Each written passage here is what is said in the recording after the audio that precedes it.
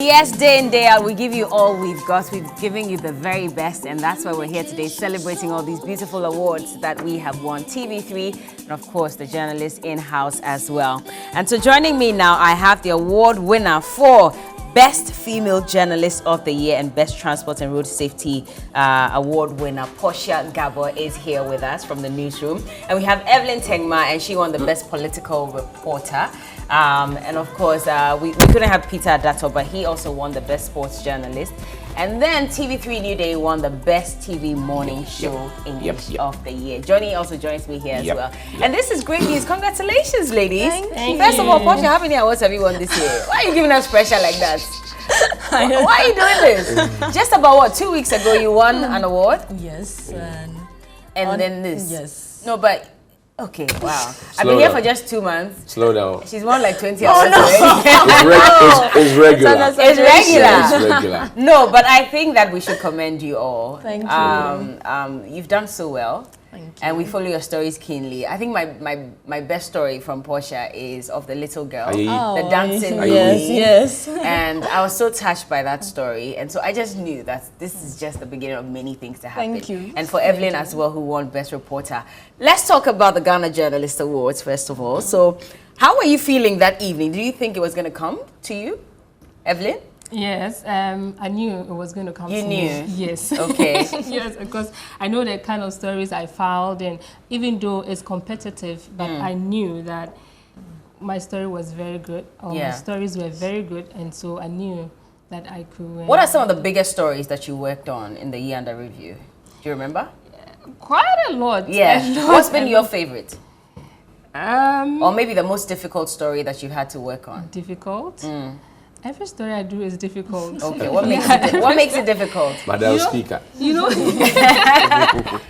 because sometimes getting the interviews is the main problem, because sometimes you have to get your resource person to talk to. And so, as for writing the script, it's not a problem. But getting the resource person to add to the script. So the person might tell you, I'm not in town, can we make it next week? And, you know, and you have to file the story. Yeah. And you have to keep waiting, and that is the only thing that makes it difficult. But absolutely. We'll talk about challenges, but first of all, let's take a look at one of the stories that Evelyn worked on that could have led her to win this award as well. Software. An orientation program is conducted to introduce and train members on the use of these new electronic gadgets starting today after the sitting of the House. That was former Speaker of Parliament Edward Doe Ajaho on the 4th of November 2014 under the 6th Parliament. Members of Parliament had resumed sitting to a more luxurious chamber with a state-of-the-art furniture and equipment. Sophisticated devices were fitted on tablets of MPs to enable the legislators access online information and parliamentary documents with the press of just a button. Copies of the daily order paper, votes and proceedings, reports of committees, the Constitution, the standing orders of Parliament and other documents were to be imputed into the tablets for easy access by MPs. In fact, the plan was to make Parliament chamber a paperless one. At the time, some MPs struggled to make use of the new digitized desk installed in the chamber. On and off, and I think next time they should try and have us come and test it, so that my system is complete. I agree with you. The statement itself is difficult to get. There's only one thing, but I guess it will take time. Change comes hard, so it will take a bit of time for us to adapt to the new way of doing things. But I have no doubt that by the end of this week, we'll be more adept at using our computers. 4 years after the installation, hard copies of documents are still being printed, rendering the devices white elephants. I hold in my hand the order paper as well as the votes and proceeding paper. These papers are printed every blessed day for the 275 members of Parliament, some staff of Parliament as well as the press corps. One would argue that if the paperless chamber initiative was working, it would have helped to solve the printing cost of these papers.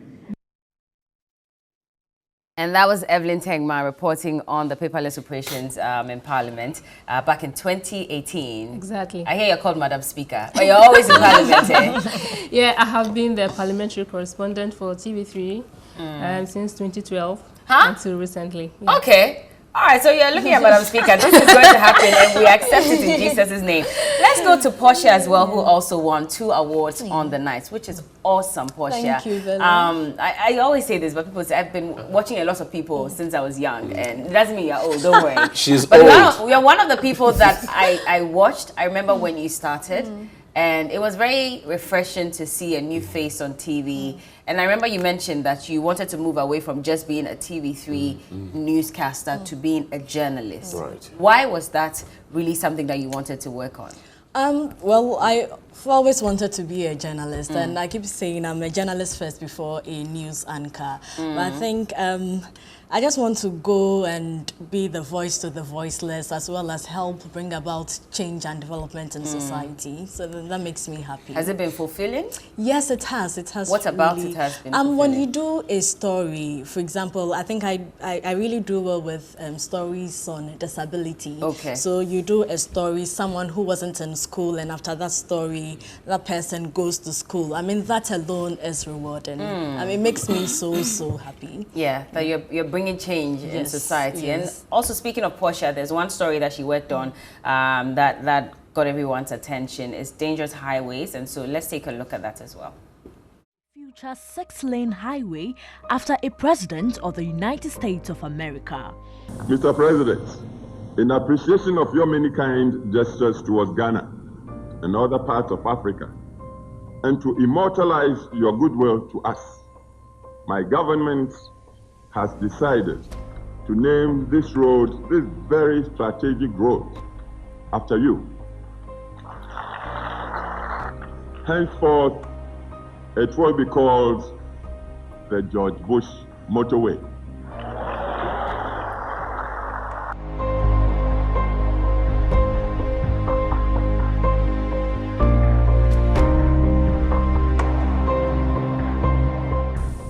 And I really appreciate the George Bush Motorway.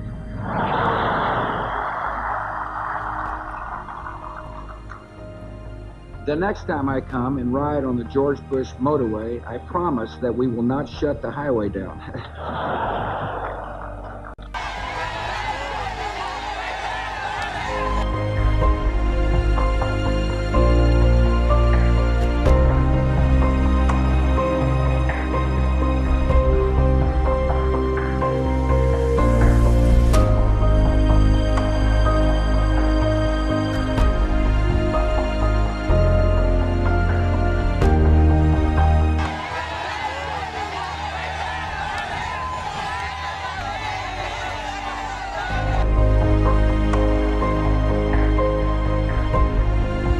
On 15th February 2012, the 14.1-kilometer George Walker Bush Highway, also referred to as the N1 Highway, was officially opened to motorists.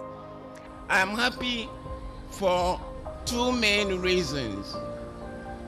The first one is that President Ajakum Kufuor agreed to be here this afternoon. As you know, he initiated this project. They started and we finished it. The important thing is that it is a Ghana project. The motorway is expected. The late President Evans Atta Mills, may he continue to rest in peace, but this was a story by Portia. She called it Dangerous Highways. Yeah. How impactful was this story? I mean, even watching it right now, you still get some goosebumps from it. Yes, before I talk on that, I must say I'm really grateful to the cameramen and everyone that helped me. Especially the question to say this, right? Efum. I mean, he really. It took 7 months for me to do the story. Okay. And then John Passer, the visual editors, everyone, even the newscaster. Yeah, I had to take my time. A to good do story that. comes out well so, after a long time. What happened was I was driving on the highway and I saw that a mother had died and the daughter was just looking at the mother. They were just about to cross the highway, and I'd given birth then, and those scenes were haunted me for a really long time, and I'm like, I really need to do something about it. So I looked for someone who had been killed on the highway, went to the funeral, and then... You actually attended the person's funeral? Yes. That's how come it took 7 months for me to do the documentary. And then after, I think the Accra Metropolitan Assembly also had plans to make the highway safer. So together with Bloomberg initiative on making roads safer, they've really done something on the highway now. And especially the Bekala passport is much safer as compared to when I first did the story. But we still complain about the bad state of our roads in the country. I mean, even after this story, we've talked about it constantly. We're worried that they are not really, paying attention to the roads in the country. They say 2020 is their focus. That too, many pedestrians, we even did a story on the Medina Highway, and people are still refusing to use the footbridges. The same way for the Abakalapa section of the N1 Highway. Even though they've done what they could do to make the road safer, there are still many people who still prefer to cross instead of using the footbridges. I think we just need to continue educating the public. We do. Johnny Hughes is here. Let me quickly have a bite on this. I think that the bigger picture that Portia wanted all of us to recognize, beyond the dangers, is also to get authority to do proper consultation. And you'll be shocked to know that the MTTD were not, collaborated with in trying to know which areas were densely populated and whether they needed a bridge or not.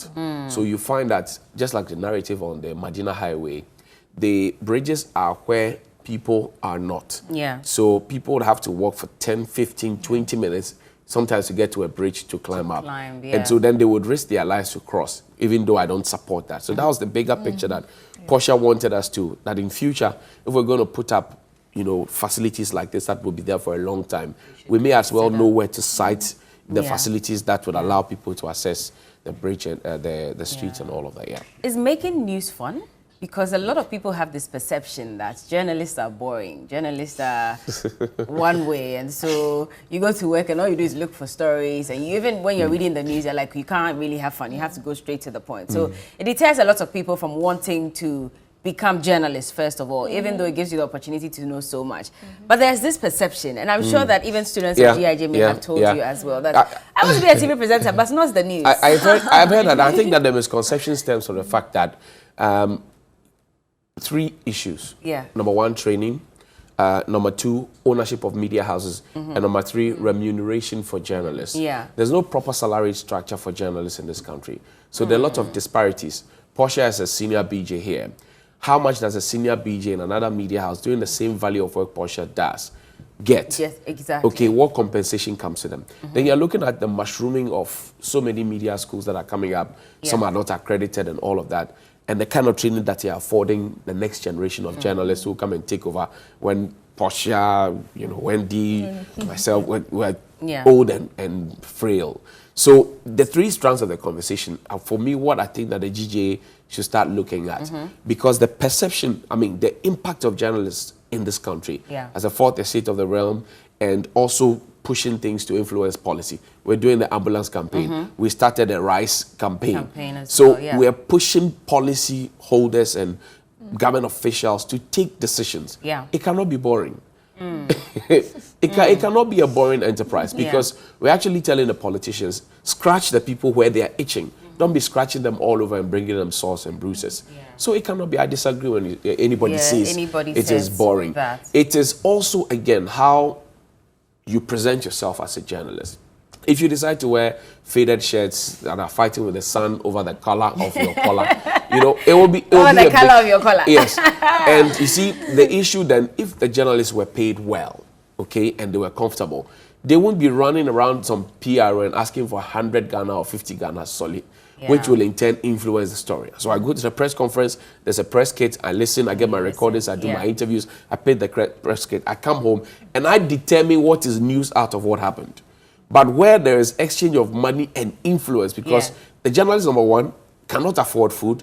The journalist, number 2, knows that the first law of nature is survival. The journalist is tied to the apron strings of the politician. How objective can the journalist be? And speaking of being which affects the story. But I just wanted to add to what Johnny is saying. And the young people coming up these days, they are not really interested in the news. They just want to be on TV because when they see Portia and Co reading the news, they think that they came to TV3 What I always tell them is that I think journalism is a calling. Okay. Yeah. I think it's a calling. It is a calling. Not anybody can just get up and be. I'm telling you. It is. If you're lazy, you can't do it. It is a calling. It's a lot of work. What a lot of people don't know, and I know you do a lot of reading as well. What a lot of people don't know is that beyond the fine faces and the nice dresses and the sweet voices that we come on air with, there's a lot of background work. Yeah. TV3, for example, New Day has about 4 producers, with the supervising producer 5. We're doing reading, they're doing reading, we are doing fact checking. Yeah. There's a lot of work that goes on. So it's not just about having a nice body and a nice face and coming to stand on. What are you influencing society with? Because beyond education, entertainment, information, you're also supposed to elevate the people to a certain height. Yeah. If you don't understand what CST means, or what the referendum means, whether to vote yet or no, and you have not read about it, you'll be lost in the conversation. And you cannot influence any policy. Exactly. You cannot ask the questions. Yeah. You are not reading. So for every young journalist out there or aspiring journalist, it's not about fine face and nice dresses. It's about what's inside your head. Yeah. And the overall winner mentioned it, and a lot of people thought that was quite controversial to make that statement at the GJA Awards, that journalism has sort of lost its value and we should look beyond Slay Queen and all of that. Some people would say that, is it wrong? Portia dresses up well. Evelyn is looking beautiful as well. Is it wrong to want to dress up? Anyway, it's a standard here at TV3 that you have to look of course, you have to look good. But is it wrong to want to look good whilst doing your job? Well, you see, if you look good, and you are giving the results that are needed, fine. I've met some very great journalists from the BBC and all of that, who on the field are wearing shorts and polo shirts with a hat, and is trying to get the news, getting the hands dirty to get it. I mean, so if you're a news anchor, you're just fine. There's nothing in your head, and every question has been written for you, and you can't even generate your own follow-up questions. Then you are not. The days where people gathered news for others to present, they are over. Yeah. Now you must be in the story to be able to tell the story. That's true. So the kind of training that is given now in the schools of journalism must change from just telling about Noam Chomsky, Walter Lippmann, Jürgen Habermas, and talking about it. Jenny, you read too much. It must change. It must change. Well, Imashi, I don't know if you want to touch on that even before I ask you my next question about, the challenges of women in the industry as well, because it's easier. I know I spoke to someone and she said that she didn't get the job because they said she's not ready to work at dawn because she has to go back home and take care of her family and all that. And you have families as well. I'm sure that there are times when you wish you could be home. Weekends, I'll see you on TV and I'm asking, why? Is your life only about work? But those are the things that affect women especially. Yes, and that's really a big challenge. I remember when I was pregnant, I was doing my master's at GJA at the same time. And there was one time, examination time, I was late to write the paper. I had to take care of home first, and I was late, about 10 minutes late to the start of the paper, and I had to hop on an Okada while pregnant to get to GJA to write my paper. Aside that, I mean, you're mostly not at home as well, and that's why I keep saying journalism is a call. And luckily for me, my family do understand that it is something that I've always wanted to pursue. So I have a good support system behind helping me, and then management and staff of the newsroom too. They've been really helpful, from AB, Abraham, Sedem, everyone. I mean, everyone, the entire management and staff of TV3 Network. We're really grateful. We presented our faces, but they are the wind beneath our sails. Yes, they are. You want to say something before we go? So like Portia is saying, there are a lot of challenges as women in the industry, but sometimes if you go to other media houses, if you're a woman, there are certain positions or there are certain work that they will not allow you to do because you're a woman. But I think that should not be the case. I mean, everybody, if you are competent enough, you are qualified, you do it. You definitely do it as well. Absolutely. And to wrap up, I would like to say that a big thanks to the hardworking team on TV3 New Day. Sometimes we're stubborn, but it's it runs through us. So Babina, Harriet, Coco, Mr. Achu, Mr. Boy, Stephen, there's Percy, there's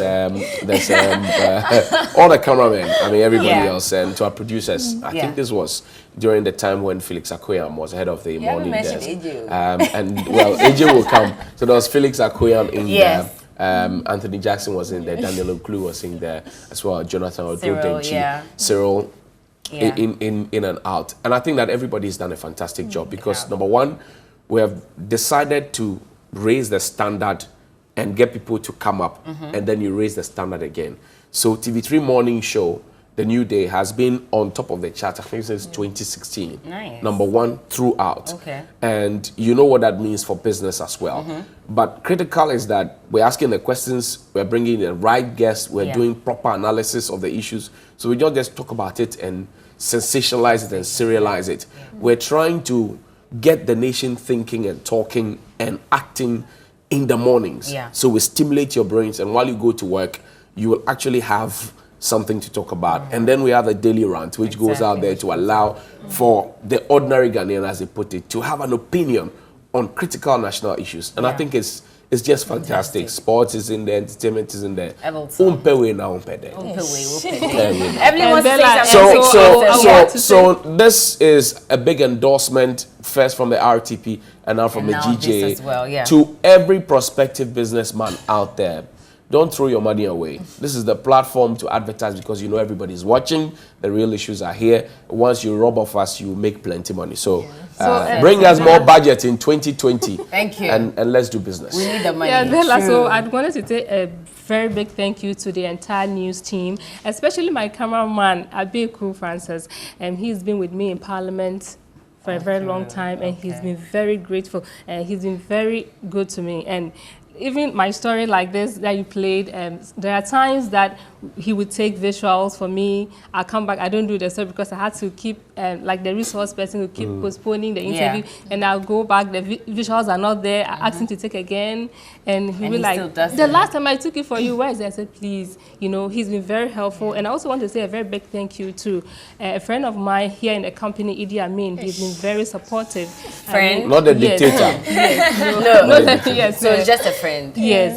Because when she said that Abeku has been good to him, I wanted to understand how he meant and what he meant. Abeku has been good to him. Yeah, in terms of work. That's what work-wise. And once again, I've mentioned his Yeah. name already, but thank you so much, Prince, for your patience. And this award goes to Bella, the sound guys will beat me. So Theo and Danny, Bernard, yeah, they will beat me.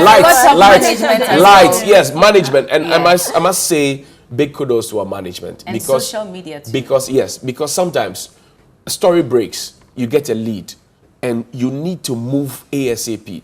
The cars in the fleet have all gone out for news, and the managers of Media General will give you their cars to take out. Yeah. I don't think that any media house does that. To have a manager, your boss's car, he gives it to you, go and bring me news. That's the kind of commitment we have when we say first in news, best in entertainment. I think that is important. Don't throw your money away. Come and advertise with us. Yeah. We have the best production team, man. The comments that they make sometimes. But anyways, again, congratulations to all of you. And this is only going to get better. 2020, we're sweeping every award. And I keep interviewing them, so maybe that's a sign. The calling is on me now, you know. But yes, it's still TV3 New Day and the award-winning show, of course, with award-winning presenters as well. There's